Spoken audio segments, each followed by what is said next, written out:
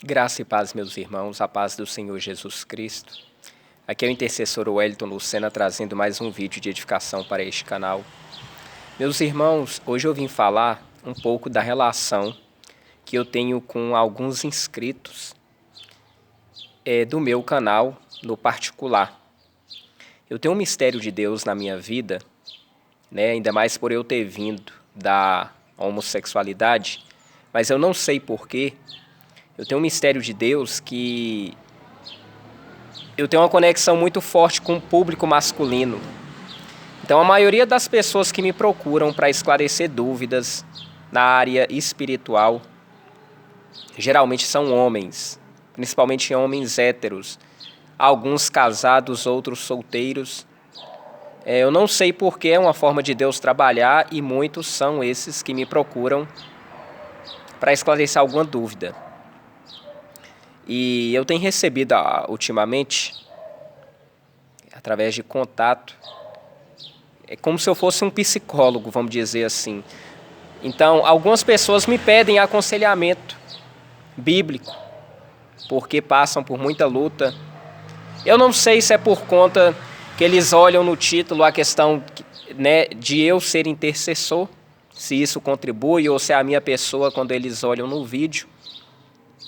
Mas há algo que desperta neles essa procura. Geralmente são homens que me procuram para esclarecer alguma dúvida relacionada à Bíblia, ao mundo espiritual. Meus irmãos, eu tenho recebido alguns questionamentos ultimamente de homens que têm passado uma luta espiritual muito grande. Muito, muito grande mesmo. Como eu disse, casados e solteiros. Nossa, o sol esquentou de vez aqui. E uma das grandes características que eu percebo que esses homens, o que permeia a vida deles, que eles estão imersos nessa sã doutrina dos usos e costumes. Lembrando aqui que existem duas sã doutrinas. Existe a sã doutrina bíblica, que é a que eu creio, e existe a sã doutrina dos usos e costumes, que ela está afetada por testemunhos de arrebatamento de céu e inferno, por experiências de arrebatamento de céu e inferno. Então, essa sã doutrina que acredita nesses arrebatamentos, ela está contaminada. A sã doutrina bíblica, ela não leva em consideração essas experiências sobrenaturais. Ela só leva em consideração aquilo que está na Bíblia, principalmente no Novo Testamento, através dos mandamentos de Jesus. Uma das coisas que a sã doutrina dos usos e costumes prega é que a porta estreita é a pessoa largar o mundo, em todos os sentidos, e se santificar ao máximo. Então, o conceito de porta estreita da sã doutrina dos usos e costumes é que eles tentam viver numa bolha. Fazem de tudo para viver numa bolha. Então, eles não importam se vão viver de uma forma isolada, eles não importam se vão perder amizade, se vão perder contatos sociais. O importante para eles é cada vez mais se afunilar numa bolha. Então, eles perdem muitas coisas com isso. O contato social é prejudicado, questão muitas vezes de emprego é prejudicado, muitos estão em depressão.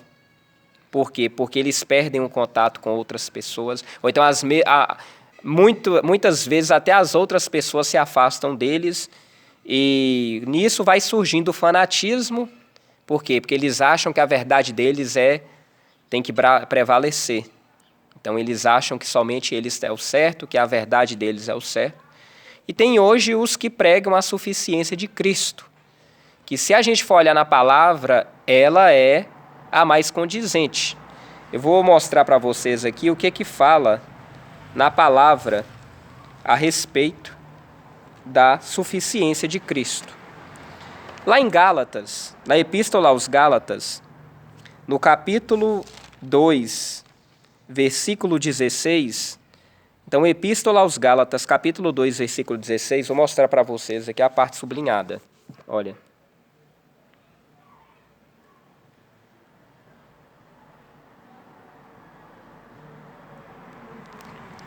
Nos diz o seguinte, meus irmãos: sabendo que o homem não é justificado pelas obras da lei, mas pela fé em Jesus Cristo.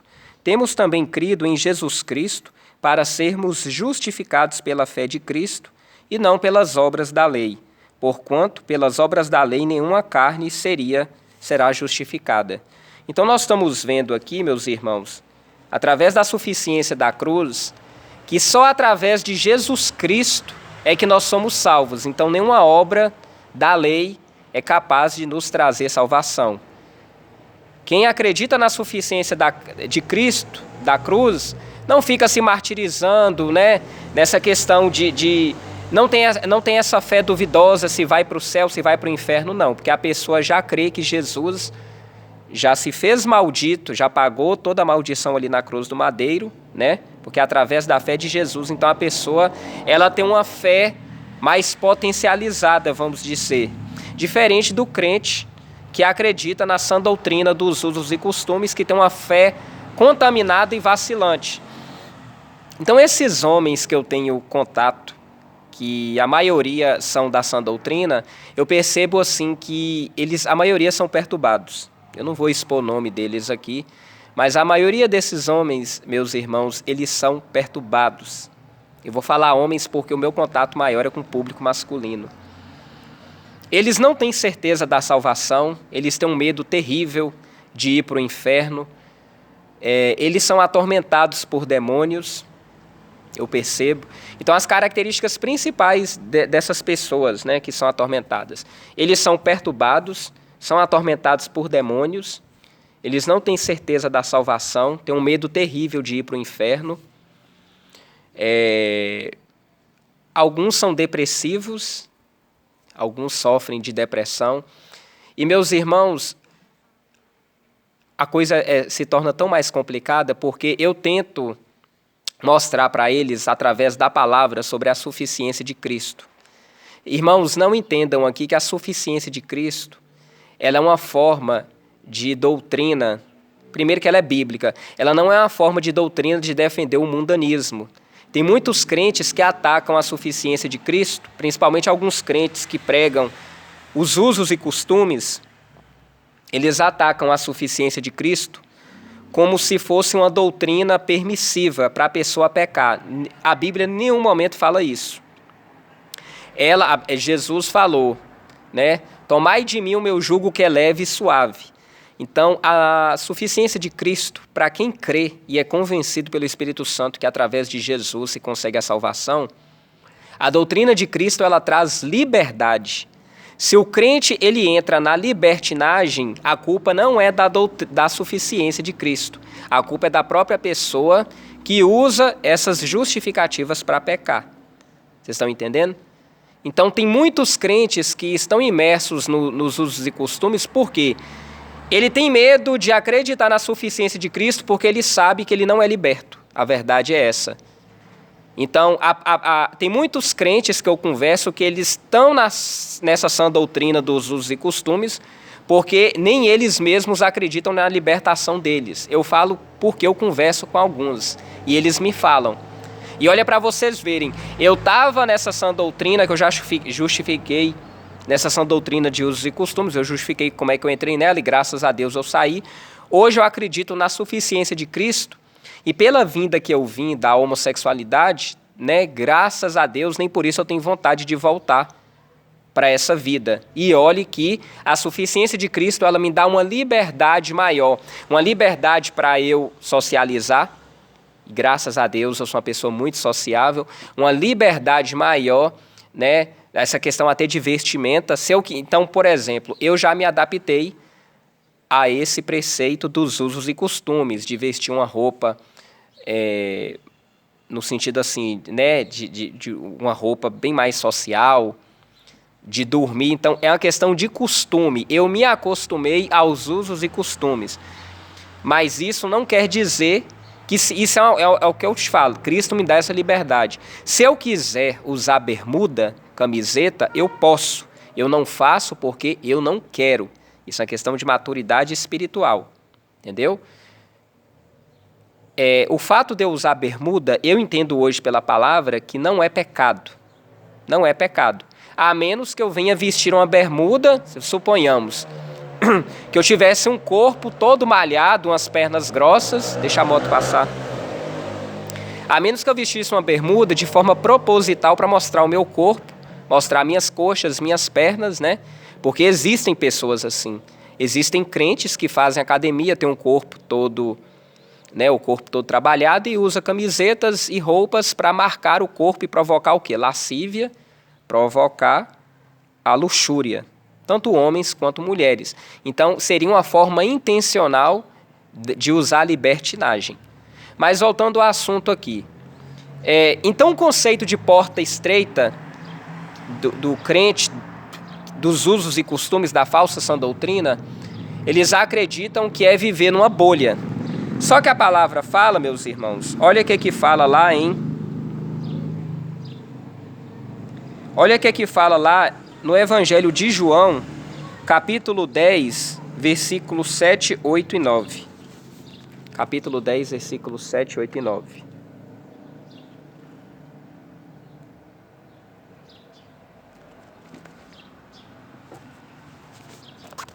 Eu vou ler para vocês aqui.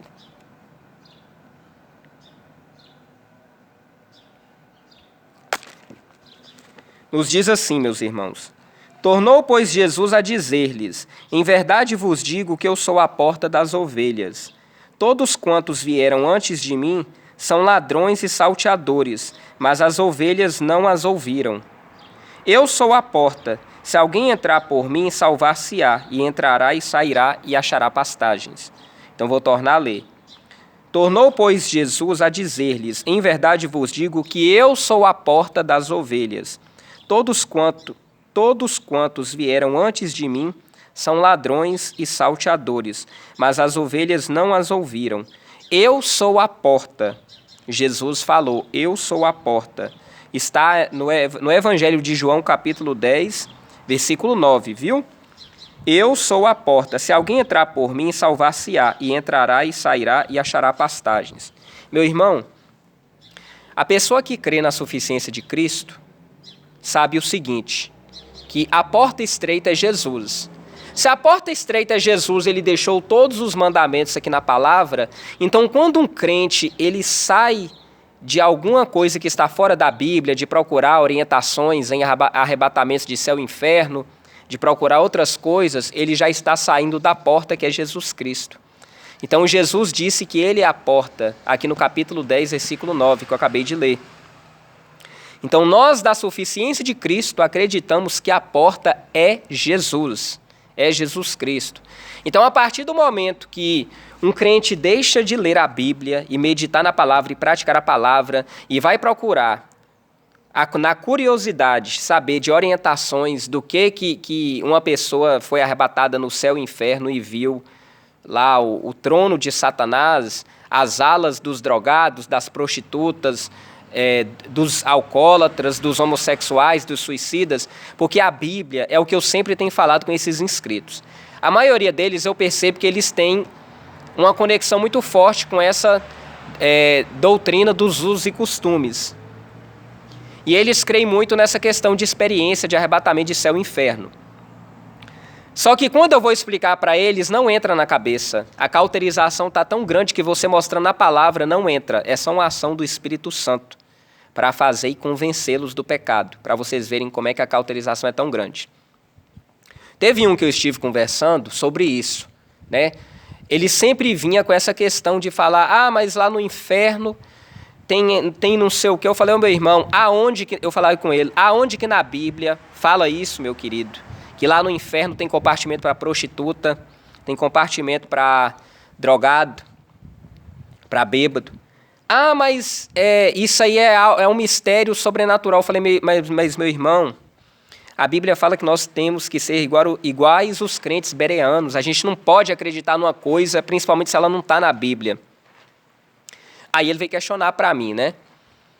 Mas a Bíblia também não fala que a seta de Satanás atinge a mente. Aí eu falei com ele, mas se você olhar lá em Efésios, no capítulo 6, a partir do versículo 10 em diante, a Bíblia fala sobre os dardos inflamados do maligno.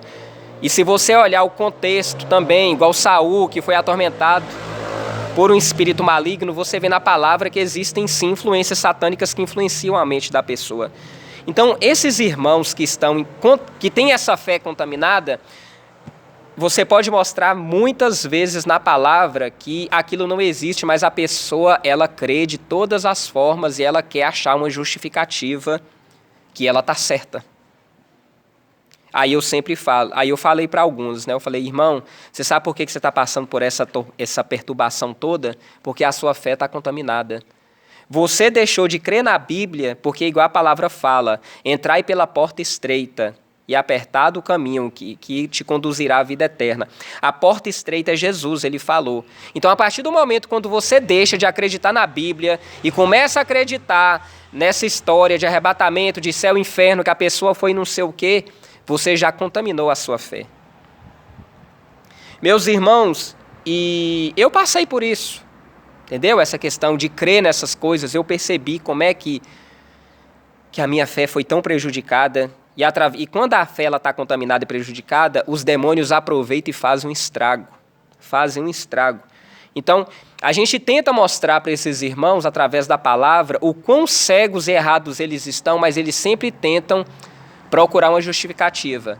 Aí eu sempre falo com eles, eu falo, meus irmãos, lê a Bíblia, vai ler na palavra, tenta entender a suficiência de Cristo, entender o conceito. Aí eles vêm com essa tal de refutação. Ah, mas eu não creio eu não creio nessa suficiência de Cristo porque ela vai dar margem para eu pecar.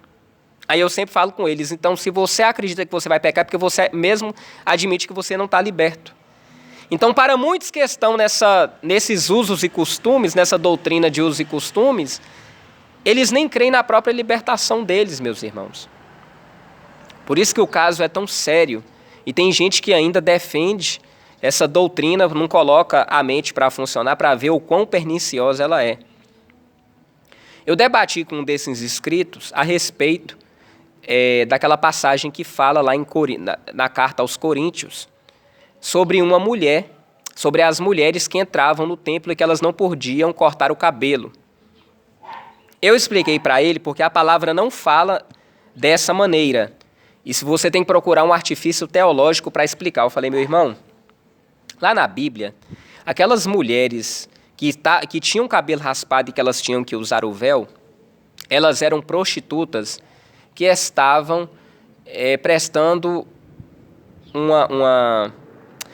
o culto a uma deusa pagã, a deusa Diana, Afrodite. Então, as mulheres prostitutas na cidade de Corinto, elas raspavam a cabeça. Então, a orientação... Misericórdia. Que isso, gente? A orientação de Paulo foi que essas mulheres que usavam o véu, as mulheres cristãs, elas tinham que deixar o cabelo crescido. Mas isso não significava que elas perderiam a salvação por conta disso. Era simplesmente uma forma de discernir a mulher santa, a mulher que era cristã, daquelas que vieram da prostituição. Porque muitas mulheres que se converteram, que vieram da prostituição, lá essa deusa Afrodite, deusa Diana, elas queriam trazer heresias para dentro da igreja. Então, uma forma de identificação dessas mulheres, elas deveriam usar o véu. Aí ele até falou comigo, esse inscrito, né? Ele falou, mas aí você está trazendo uma coisa que é fora da Bíblia. Só que eu expliquei para ele, meu querido, mesmo que vem fora da Bíblia na teologia, tem que bater na exegese, hermenêutica e apologética. Então, é muito melhor você dar crédito a uma afirmação, a um estudo teológico, do que um estudo que vem de uma experiência espiritual. Porque, às vezes, a experiência a pessoa passou, é ela e Deus, mas ela quer trazer isso como uma doutrina para dentro da igreja e contamina a fé. Contamina a fé de muitos. É isso que é o perigo. É isso que é o grande perigo que muitos não entendem. Então, meus irmãos, eu só vim trazer essa mensagem hoje, né? Sejam como os crentes bereanos. Sejam como os crentes da Bereia. Não acredite em tudo. É igual eu falei, existe uma sã doutrina baseada na Bíblia, mas essas que esses canais de usos e costumes promovem, ela não é bíblica. E a contaminação pior é porque elas trazem essas experiências de céu, de inferno, e falam coisas que não está condizente na palavra. Então, quando falam que o anjo guarda o cabelo das mulheres, isso não existe, isso não está na Bíblia. Quando essas experiências falam que lá no inferno tem a ala de drogados, ala de prostituta, que a pessoa que bebeu álcool, quando chega lá no inferno atormentado por demônio, principalmente com ácido, isso tudo é mentira, porque na Bíblia não fala. E se você acreditar numa coisa que a Bíblia não fala, você está crendo numa heresia e a heresia é uma mentira. Então, espiritualmente, você está dando legalidade para Satanás e para os demônios. E o que a gente vê muito aí são que são crentes perturbados. E a maioria são esses que creem nessas experiências espirituais. Agora, concernente à maquiagem, concernente a adorno, isso aí é outra história. É o que eu sempre tenho falado. A contaminação principal são essas experiências que as pessoas trazem. É elas que contaminam a fé de muitos crentes. Aí depois o crente fica perturbado, fica depressivo, começa a ser atacado por demônios. Por quê? Porque deixaram de dar crédito na palavra de Deus para dar vazão a essas experiências espirituais. Essas experiências, meus irmãos, na verdade, elas são projeções astrais. Isso aí tem mais a ver com espiritismo do que com o próprio arrebatamento, como se diz. Uma pessoa pode sofrer um arrebatamento? Pode, mas ela volta totalmente transformada, totalmente. Ela não volta da mesma forma, não. Agora tem uns canais aí, algumas pessoas pregam, vai no céu e no inferno como turista, quando volta é a mesma pessoa, você não vê nenhum fruto do Espírito na vida dela. Amém, meus irmãos? Que Deus abençoe a cada um de vocês.